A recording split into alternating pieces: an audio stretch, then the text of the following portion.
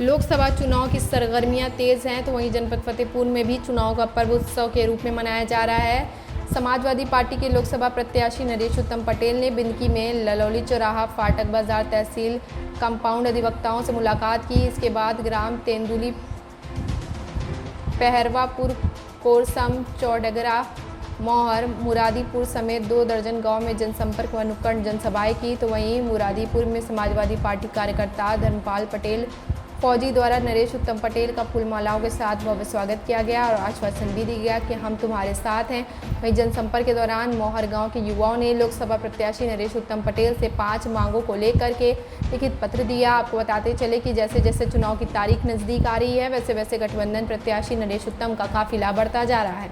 लोग बड़ी संख्या में जुड़ रहे हैं और गठबंधन प्रत्याशी नरेश उत्तम पटेल जनपद के निवासी होने के कारण आम जन का समर्थन भी खूब मिल रहा है। का चुनाव देश का सबसे महत्वपूर्ण चुनाव है। इस लोकसभा के चुनाव में भारतीय जनता पार्टी की नाकामियां, असफलताएं लगातार चर्चा का विषय बनी। भारतीय जनता पार्टी ने जो वादा किया महंगाई खत्म करने का, उस पर खरी नहीं उतरी, महंगाई बढ़ गई। भारतीय जनता पार्टी ने बेरोजगारी खत्म करने का वादा किया था कि हर नौजवान को रोजगार देंगे, सरकारी नौकरी देंगे, वो भी वादा इनका फेल हो गया। भारतीय जनता पार्टी ने किसानों की फसल का लागत से जोड़ा देने का वादा किया था। स्वामीनाथन आयोग की रिपोर्ट लागू करने का वादा किया था। किसान को लागत का जोड़ा नहीं मिल रहा, बल्कि लागत नहीं मिल रही, जिससे किसान दर दर की ठोकरें खा रहा है और आत्महत्या कर रहा है। भारतीय जनता इस देश की अर्थव्यवस्था को चौपट कर दिया, अमीरी और गरीबी के बीच की खाई बहुत बढ़ा दिया। हमारी महिलाएं, माताएं, बहनें सबसे ज़्यादा असुरक्षा का शिकार हैं। इन सवालों को लेकर, कुटीर उद्योगों को मजबूत करने के सवाल को लेकर आज समाजवादी पार्टी मैदान में है और भारतीय जनता पार्टी से जनता बेहद परेशान है, जिसकी वजह से आज हम जहाँ भी जनसंपर्क करने जा रहे हैं वहाँ हजारों की संख्या में लोग इकट्ठे हो रहे हैं और आशीर्वाद दे रहे हैं, ताकत दे रहे हैं, समर्थन दे रहे हैं कि अब की बार बनाएंगे अपनी सरकार। वो जो 5 मांगें रखी हैं वो नौजवानों की मांगें बहुत अच्छी हैं। उन्होंने जो मांग रखी कि अमर शहीद के नाम पर एक स्टेडियम बने, खेल का स्टेडियम बने, वो जायज़ मांग। उन्होंने अपने यहाँ जो अंडर रोड रेल का पास है वहाँ पर जल भराव की बात की है, उसे दूर किया जाए और मोहार के अंदर बढ़ती हुई चोरियों पर CCTV कैमरे लगा करके चोरियाँ रोकी जाए। ये 4 मांगें हैं। उन मांगों का मैं समर्थन करता हूं और मुझे मौका मिलेगा तो उनकी बात को सदन से लेकर सड़क तक पूरा कराने का प्रयास करूँगा। आपके चैनल के माध्यम से मैं जनता से अपील करता हूं, प्रार्थना करता हूं कि भारत के लोकतंत्र की मजबूती के लिए, बाबा साहब भीमराव अम्बेडकर के संविधान की सुरक्षा के लिए, इस देश में महंगाई घटाने के लिए, बेरोजगारी घटाने के लिए, भ्रष्टाचार खत्म करने के लिए, किसानों की फसल का वाजिब मूल्य दिलाने के लिए आप सब इंडिया गठबंधन को आप अपना आशीर्वाद दें और साइकिल का बटन दबाएं और मुझे अपना आशीर्वाद देकर के दिल्ली पहुंचाएं। कमल परिहार ग्राम पंचायत मौहार से। ये नरेश उत्तम जी जो सपा के प्रत्याशी हैं, भावी उम्मीदवार हैं, सांसद बन भी सकते हैं, तो इसी वजह से देखते हुए हम लोगों ने मुख्य 5 मांगे ग्राम पंचायत मौहार की रखी हैं। नंबर 1 मांग है अमर शहीद शुभम सिंह जो लगभग 2 वर्ष होने को हैं, शहीद हो गए हैं, लेकिन उनके नाम का अभी एक भी खेल का मैदान नहीं बन पाया, ना उनके लिए कोई कार्य हुआ सरकार द्वारा। अभी तक जितने सरकार से योजनाएं का लाभ मिल रहा था, केवल उनको रुपए मिलने के अलावा कोई कार्य उनके लिए नहीं हुआ। उन्होंने जो स्मारक बनवाया अपने रुपए से उनके परिवारजनों ने बनवाया है और बाकी सरकार की तरफ से कोई ऐसा कार्य नहीं हुआ। तो इसके लिए हमने कहा है कि खेल का मैदान बने। और दूसरी मांग हमने रखी है जो ओवर ब्रिज बना है मौहार में, अंडर ब्रिज जो बना है जिसमें बच्चे निकलते हैं, पानी भरा होता है, तो ये पानी के भराव से हमेशा के लिए निजात मिले। दूसरी मांग ये है। तीसरी मांग हमारे लोगों की मुख्यतः ये मांग है कि जो बिंदकी रोड स्टेशन में बड़ी गाड़ी जैसे दिल्ली के लिए तो कालिंदी एक्सप्रेस रुक रही है, अभी रुकी है कुछ दिन पहले से, तो अब एक मुंबई के लिए भी कोई एक बड़ी गाड़ी रुके।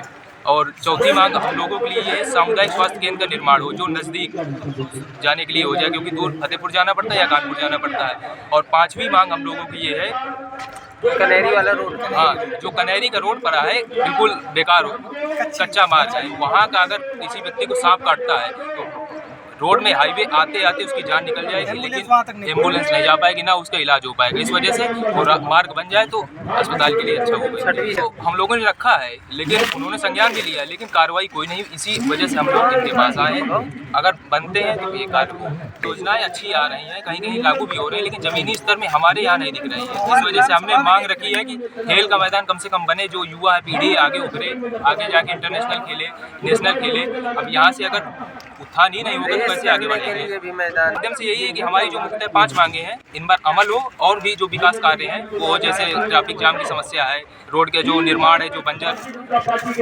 तो जो किसानों की KCC है उन पर कम से कम कृषि माफ हो, क्योंकि जो रिकवरी एजेंट आ रहे हैं गाँव में, छोटे जो मध्यम वर्ग के किसानों की ज़मीन बंधक बनी हुई, KCC कम से कम माफ हो। अपने स्तर से नहीं, कम से कम सामूहिक कोई एक मतलब फंड बना करके उनका माफ़ किया जाए, कम से कम ये काम हो। विकास को लेकर मतदान करेंगे, जो हमारा कार्य करेगा उसी को मत जाएगा, हमारा सभी का, यही हमारा उद्देश्य।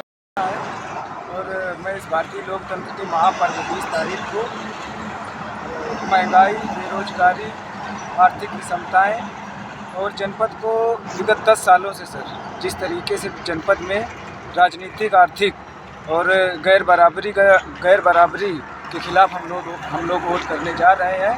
और हमें विश्वास है कि आगामी 20 तारीख को भारत देश में एक विस्तृत बीजेपी की सरकार, बीजेपी के खिलाफ हम लोग मतदान करने जा रहे हैं। बीजेपी का सर केवल हवाई काम है। ग्रामीणांचल परिवेश में और पूरे फतेहपुर जनपद के गांवों के रोड उखड़े पड़े हैं, आवागमन का सुविधा पूरी तरह से त्रस्त है। बेरोजगारी थानों में सर जी इस तरीके की घूसखोरी, जमाखोरी हो रही है। आप चलिए अभी आपको दिखा दूं, 5 किलोमीटर महज रोड नहीं होगा सर। 10 साल से सर वहाँ पे जनता धूल खा रही है, ना तो किसी भी तरीके की कोई सुविधा है।